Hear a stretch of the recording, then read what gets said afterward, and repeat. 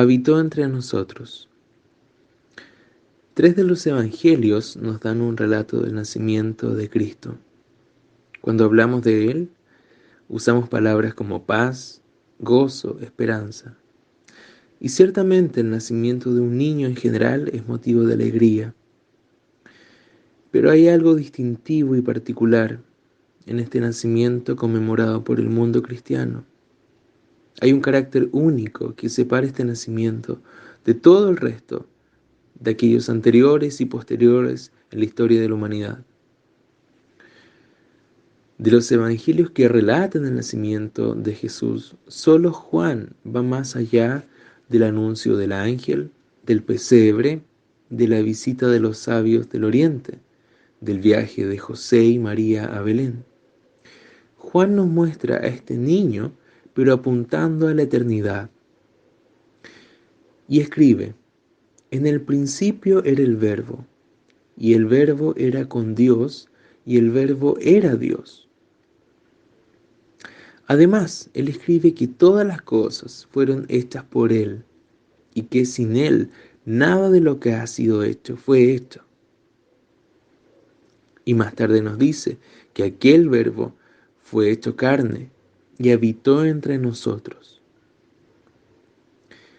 Juan escribe que aquel que habitó en la eternidad, el creador y sustentador de todo cuanto existe, aquel que es la vida y la luz de la humanidad, fue hecho carne y habitó entre nosotros. Pero ¿qué significa esto? ¿Y por qué es tan importante que Él haya venido a nacer como un hombre? Si vamos al libro de los comienzos, el Génesis, Dios habitaba en comunión con Adán.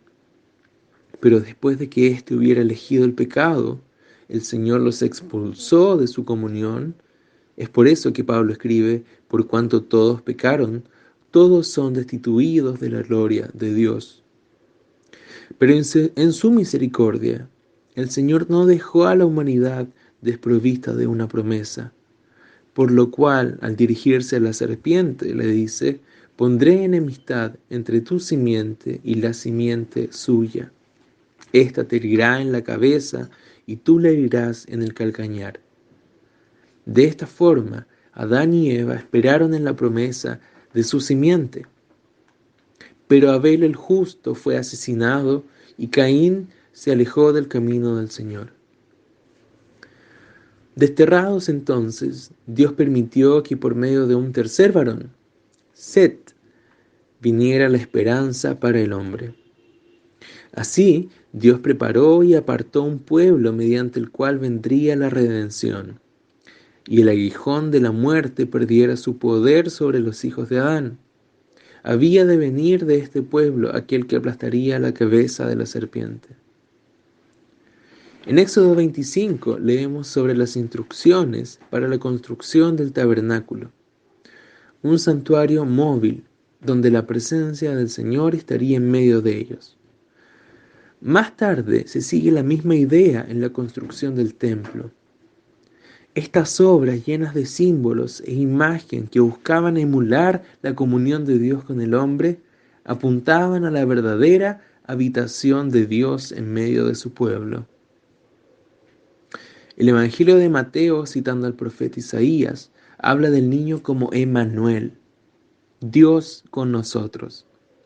Y Juan confirma esta palabra al describir que aquel verbo que habitaba ante la presencia del Señor, delante de Dios, y era Dios, habitó entre nosotros. En otras palabras, Dios puso su tienda entre nosotros. Recordemos que Pablo escribe: porque en Él habita corporalmente toda la plenitud de la deidad. El eterno Dios dejó su trono de gloria y entró a nuestro mundo caído. Se hizo un hombre, vino a nacer como simiente de la mujer para someterse a la ley divina. C.S. Lewis escribió: en nuestro mundo hubo un establo, y en ese establo algo más grande que todo nuestro mundo. Con respecto a esto, Pablo escribe a los filipenses: haya pues en vosotros este sentir que hubo también en Cristo Jesús, el cual siendo en forma de Dios, no estimó el ser igual a Dios como cosa a que aferrarse, sino que se despojó de sí mismo, tomando forma de siervo, hecho semejante a los hombres, y estando en condición de hombre, se humilló a sí mismo, haciéndose obediente hasta la muerte, y muerte de cruz. ¿Qué es lo que está diciendo Pablo aquí? El Hijo eterno de Dios, habitando en gloria y en perfecta comunión con el Padre y el Espíritu Santo, disfrutando de esta comunión en la eternidad. Allí pactó salvar a la humanidad que pondría en Edén, a fin de que esta humanidad pudiera también tener comunión eterna con Él. Allí se pactó la redención tuya y mía, por lo que en la plenitud del tiempo, en el tiempo preciso, el Hijo de Dios dejó su gloria y vino a nacer como un hombre. Bajó hasta la humanidad pecadora y se sometió a la ley. Vivió una vida perfecta, santa y sin manchas, como ningún hombre. Sin embargo, llevaba en su corazón la tarea pactada de redimir a la humanidad. Es por eso que Él fue puesto en este humilde pesebre, para posteriormente ser cargado con los pecados de su pueblo. Recibió el pago del pecado de todos aquellos que creen en Él. Bebió de la copa de la ira de Dios hasta que no quedó nada. Y las maldiciones para los transgresores de la ley, las maldiciones contenidas en la ley, cayeron sobre el inocente en la cruz.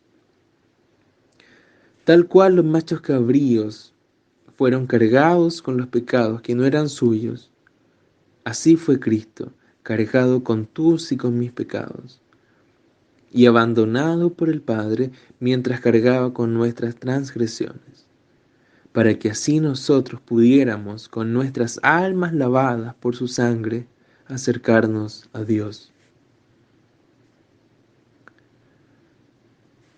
Pablo sigue escribiendo a los filipenses: por lo cual Dios también le exaltó hasta lo sumo, lo más alto, y le dio un nombre que es sobre todo nombre. Cristo fue exaltado y le fue dado el nombre que es sobre todo nombre, el nombre de Señor. Así, su habitación en medio nuestro significó nuestra salvación.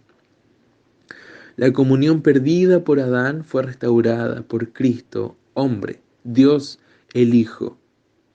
Después de haber sido expulsados nosotros de la presencia del Señor y entregados a toda perversión, Dios vino y habitó entre nosotros, trayéndonos salvación en su persona. Mas a todos los que le recibieron, a los que creen en su nombre, les dio potestad de ser hechos hijos de Dios. Esto es lo que escribe Juan. Mas a todos los que le recibieron, a los que creen en su nombre, les dio potestad de ser hechos hijos de Dios.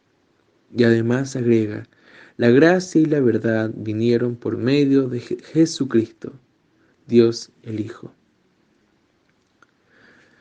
Su deseo fue habitar en medio nuestro, y no como un turista, sino que al ascender el Hijo, al volver a la gloria del Padre, envió al Espíritu Santo, de modo que Él habita dentro de nuestros corazones.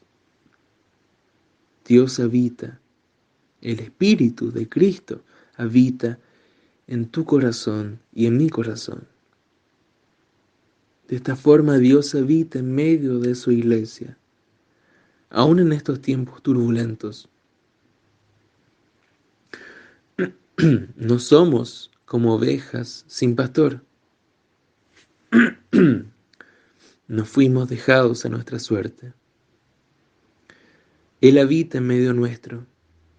En este mundo donde somos extranjeros, Él habita entre nosotros. Amén.